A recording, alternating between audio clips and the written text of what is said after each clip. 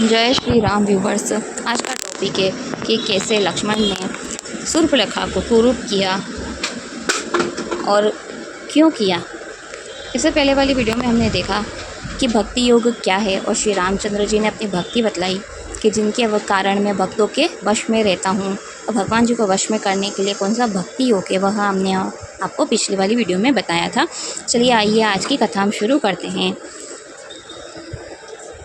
रावण की बहन शूर्पणखा नाम की राक्षसी नागिन के समान दुष्ट हृदय वाली और भयावनी थी। एक बार पंचवटी में गई और दोनों भाइयों को देख करके व्याकुल हो गई।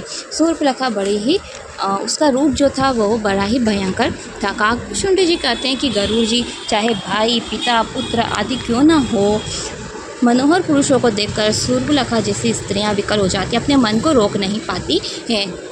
बहुत ही वह सुंदर रूप धरकर राम जी के पास गई। उसने अपना राक्षसी लोगों के पास माया तो बहुत होती है, उसने बहुत ही अच्छी नारी रूप बनाया और राम जी के पास गई और बहुत ही मुस्कुरा कर के वचन बोलती है, जो तुम्हारे समान न कोई पुरुष है और न ही मेरे समान कोई सुंदरी। विधाता ने यह संयोग विचार कर ही रचा है। मेरे योग्य पुरुष संसार में नहीं है। मैंने तीनों लोकों में ढूंढ कर देखा है, इसी से मैं अब तक कुंवारी हूँ और तुमको देख कर के अब मन कुछ माना है। श्री रामचंद्र जी के पास जाकर के इस प्रकार से वह कह रही है। सीता जी की ओर देखकर प्रभु ने कहा कि मेरा छोटा भाई कुमार है। यह सुनकर के वह लक्ष्मण जी के पास गई।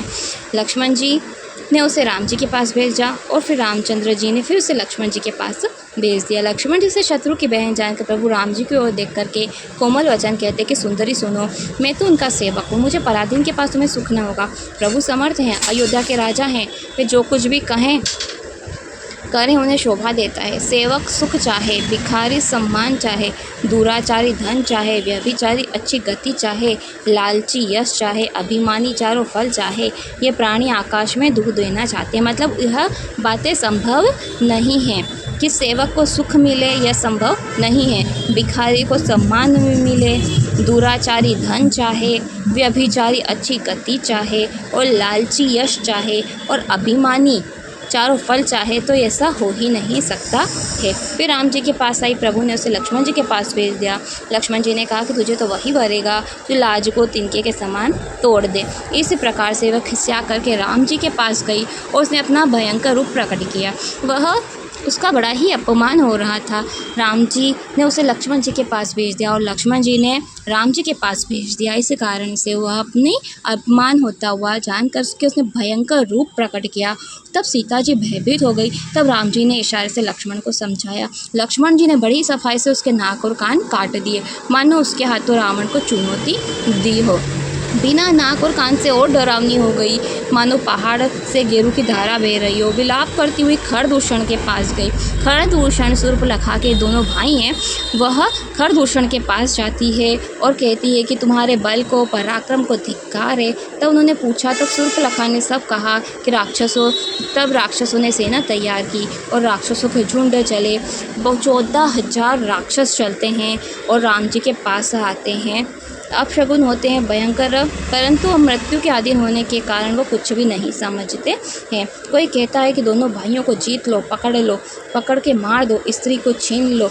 आकाश मंडल में धूल छा गई। राम जी ने लक्ष्मण जी को बुला करके कहा कि जानकी को पहाड़ की खोह में लेके जाओ, राक्षसों की भयंकर सेना आ रही है, सावधान रहना। प्रभु राम जी की वाणी सुनकर लक्ष्मण जी हाथों में धनुष बाण लेकर सीता जी के संग चले।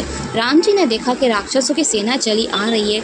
तब उन्होंने कठोर धनुष को चढ़ाया और कठोर धनुष चढ़ाकर सिर पर जटाजूट बांधे। प्रभु ऐसे शोभित हो रहे हैं मानो नीलमणि पर्वत पर करोड़ों बिजलियों से दो सांप लड़ रहे हैं। कमर में तरकस कस करके लंबी भुजा में धनुष लिया, बाण सुधार कर प्रभु राम जी ने राक्षसों की ओर देखा।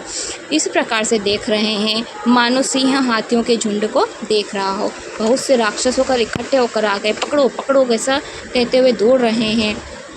प्रभु राम जी के सुंदर स्वरूप को देखकर राक्षस बाण नहीं छोड़ सके। जब राक्षसों ने श्री राम जी के रूप को देखा तब वह भी मोहित हो गए। तब खरदूषण ने मंत्रियों को बुलाकर कहा कि राजपुत्र पुरुषों में श्रेष्ठ हैं। हमने जितने भी देवता मनुष्य नाग असुर मुनियों को देखा सुना, कितने भी अपने हाथों से मारे। हे भाइयों सुनो, आज तक हमने ऐसी सुंदरता कहीं नहीं देखी है। इन्होंने हमारी बहन को कुरूप कर दिया है, परंतु यह पुरुष मारने योग्य नहीं है। अपनी छुपाई हुई स्त्री हमें जल्दी दे दो और दोनों भाई जीते ही घर लौट जाओ। इस प्रकार से राक्षस कहते हैं कि अपनी स्त्री जो तुमने छुपाई है वह दे दो और दोनों भाई जीते जी घर लौट जाओ, ऐसा वचन कहना। अब उनका उत्तर सुनकर के तुरंत दूतों ने जाकर राम जी से कहा और सुनते ही राम जी मुस्कुराकर बोलते कि हम क्षत्रिय हैं, वन में शिकार खेलते हैं, तुम्हारे जैसे पशुओं को तो हम ढूंढते ही रहते हैं। हम बलवान शत्रु को देखकर डरते नहीं हैं। एक बार काल भी आए तो हम उससे भी लड़ सकते हैं। हम मनुष्य हैं तथापि राक्षस कुल का नाश करने वाले और मुनियों का पालन करने वाले हैं, दुष्टों को दंड देने वाले हैं। यदि बल न हो तो घर लौट जाओ। रण से विमुख हो जाने पर मैं किसी को भी नहीं मारता हूँ।